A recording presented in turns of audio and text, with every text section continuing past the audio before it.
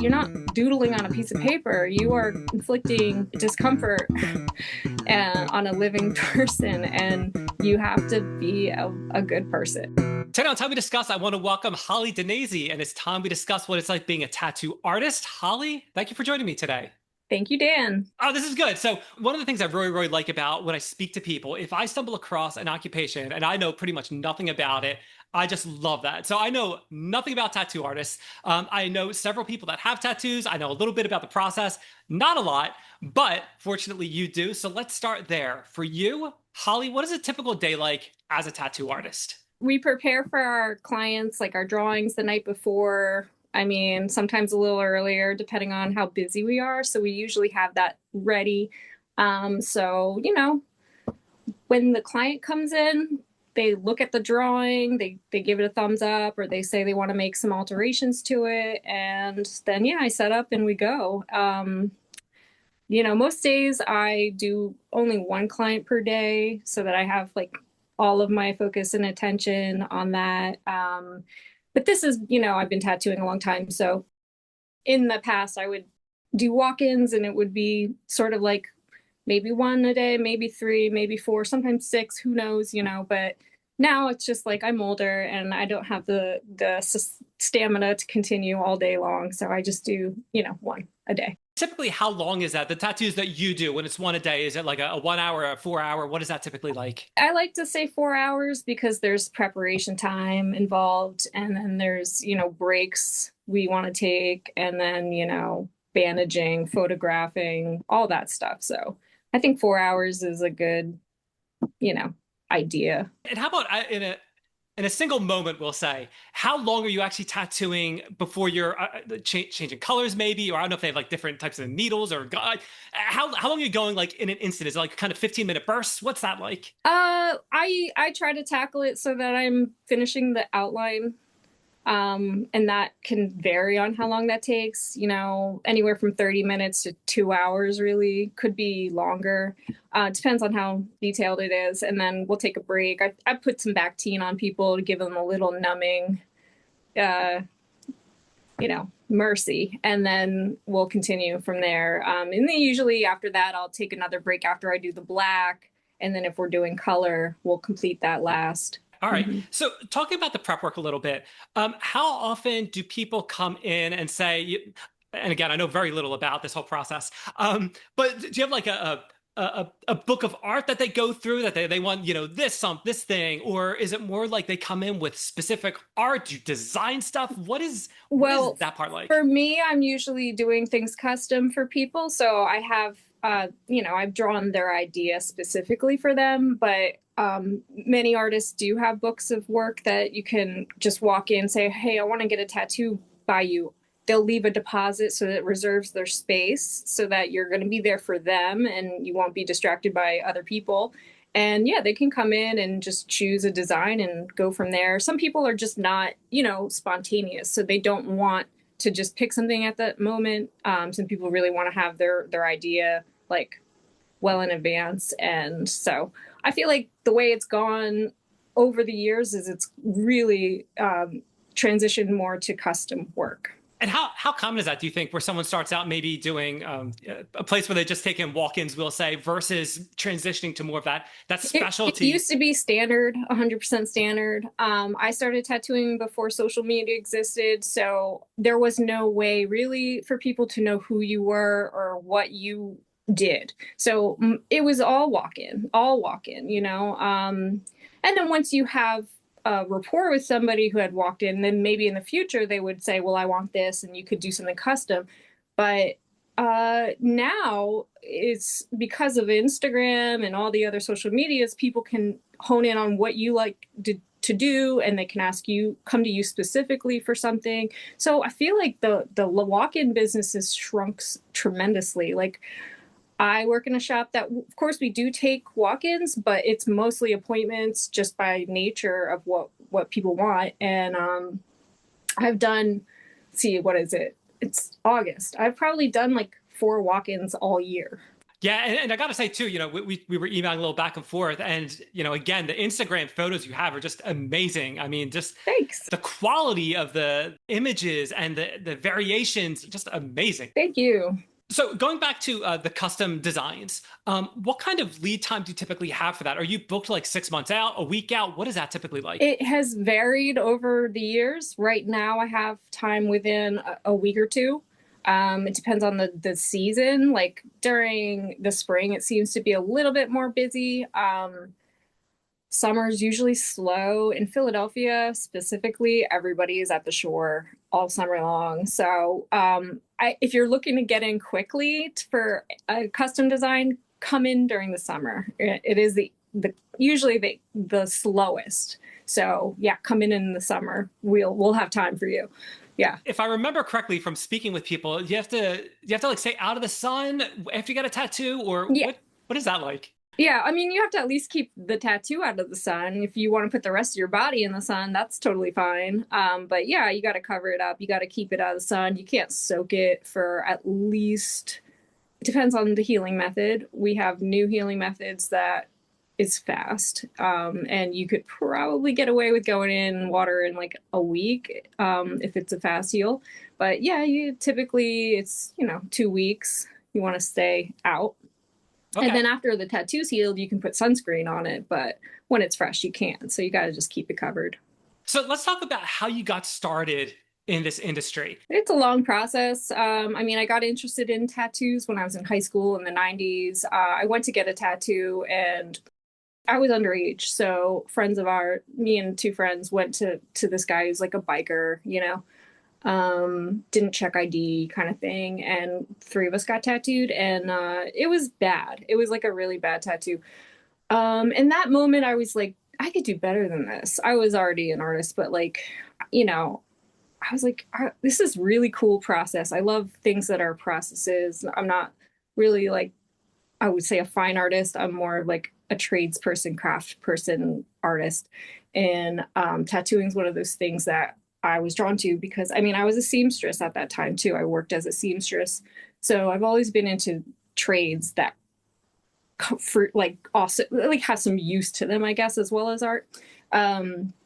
So yeah, I walked away from that kind of being like, man, I could do this. But at the time in the 90s, I didn't know of women doing it. So I just kind of put it out of my mind. And then when I turned 18, I moved to San Francisco. And there I was kind of exposed to a really different caliber of artist. And there were women doing it there. And that was when I started thinking like maybe this is something I could do. And then I moved to Oakland. I was living in a warehouse actually with like 30 people. And one of my roommates had some tattoo equipment and she was trying to learn. And we had another roommate who had a lot of tattoos he had gotten back in the day and he hated them all and wanted them all covered up. So he was like, go ahead, just work on this, cover all these up and do that. So she was practicing on him. And I got in there and I was like, can I try it too? And he was like, yeah, of course. So then I tried it and I was like, oh, that's it. This is what I'm doing. So I was really fortunate to somehow get my hands on some stuff and started tattooing my housemates. I had all these, punk rockers that didn't care at all about the quality of the tattoos. They were getting them for free and they were just like awesome. So, but I was like, I knew enough about it from being tattooed by different artists and being in shops at different times, knowing enough about sterilization. So at least, I had an autoclave and I knew about cross contamination and stuff. So, I didn't mess anybody up medically. Definitely some not so great tattoos out there. Sorry, guys. But yeah, that's how I started at first. And then, that's just like a baby step, but you have to find a mentor. You can't just learn this on your own. You'll end up you're in a vacuum or whatever, and you'll never progress and you'll never get called out or questioned or challenged. So then it went on to me looking for an apprenticeship.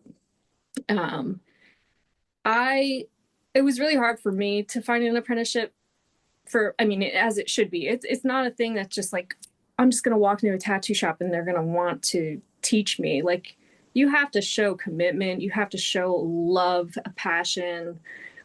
So it's, it's not for everyone and it shouldn't be. It's kind of like, don't, if you don't belong, don't belong kind of thing. So I was just in no way, shape, or form like able to get an apprenticeship. Plus, I had two children already. I had a young mom. So that was another thing. Everyone's like, no, like you're not gonna do this. Like you have kids. What do you're crazy. But I was really determined. And after I moved back to the East Coast, I started looking for apprenticeships here. And I got one. My first one was in Norristown, actually. I worked at Norristown Tattoo Company. They didn't really want to take me on as an apprentice because I was a mom. And they just really were like, this is going to be too much work. It's unpaid, They're like, how are you going to be here 35, 40 hours a week, not being paid? It's an hour from where you live. And I was just like, I'm going to make it work. I will make it work and I will prove to you. So I did, I did that. And I lasted for like 2 years there and then went to another place and then went to another place and then went to another place, another place, and another place. And now I'm at this shop that I've been at for 8 years. But along the way, I've had different people that I consider mentors and they taught me a lot. So yeah. So many great things you're talking about here. Okay, so I want to jump back to the apprenticeship because I had no idea that an apprenticeship would be tied to being a tattoo artist. That's really cool. Okay. Yeah. So you said it was like 35, 40 hours a week, unpaid. How long do they typically last? Is it a year, 6 months? What is that? Is there a typical? There is a typical, I would say. I I was there 6 months before I started using the machine. So I was there for 6 months cleaning, scrubbing tubes, setting up appointments for people, cleaning up their stations, setting their stations up, doing drawings for them, tracing things, doing all that stuff, answering the phone, all the things. Um, After 6 months, they were like, okay, now you can do tiny tattoos, no larger than the size of a business card.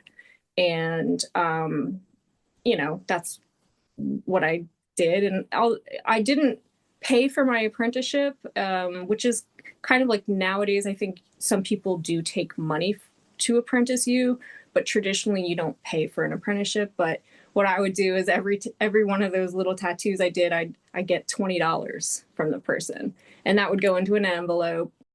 And after I don't know, another 6 months, I had that envelope of money and gave that to my mentor. And that was the payment. But it's just like I also, to supplement my income and my sustainability, is I learned how to pierce as well. So I did pierce, and that helped. How common is that? If someone does tattoos, they also will pierce. Is that pretty It's uncommon or? it's uncommon. Back in the early 2000s, it was definitely like more common to be both a tattoo artist and a piercer. Again, going back to as little as I know about tattoos, I understand that at least in some cases there might be like a stencil or something like that.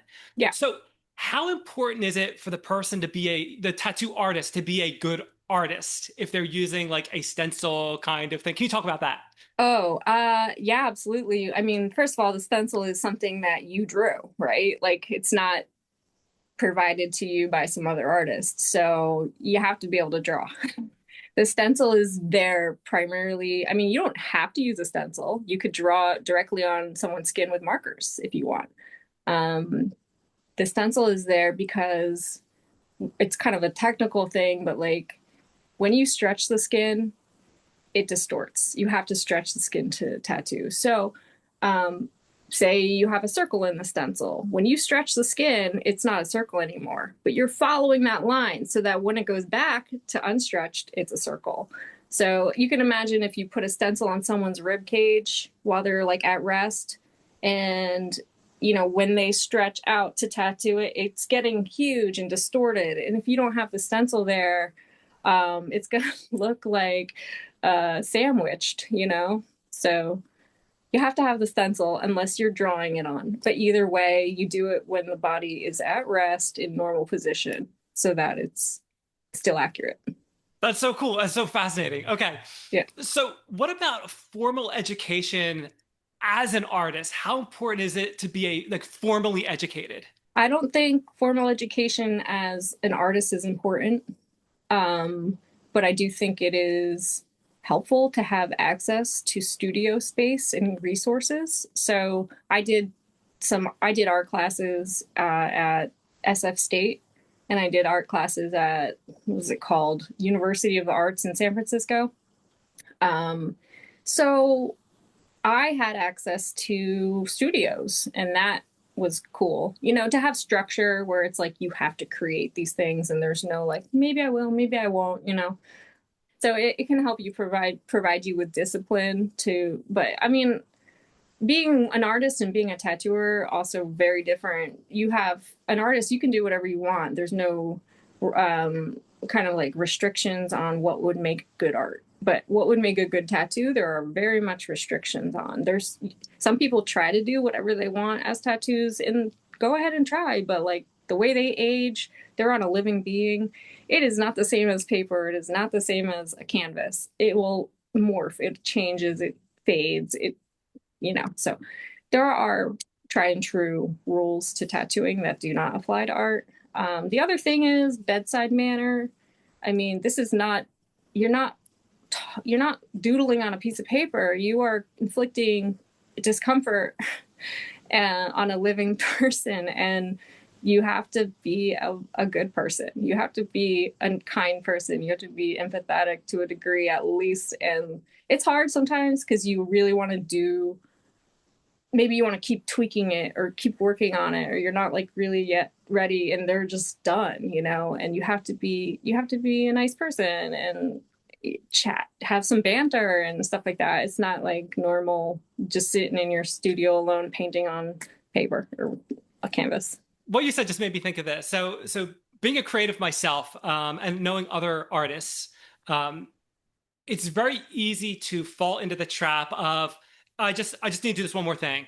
I need to do this one more thing. 5 more minutes, one more day, whatever the time frame is. Yeah. Being a tattoo artist, you don't necessarily have that luxury. Do you find that difficult where it's like I can make this just a little bit better if, or is it like no, it's good enough. It's where it should be. It's very difficult.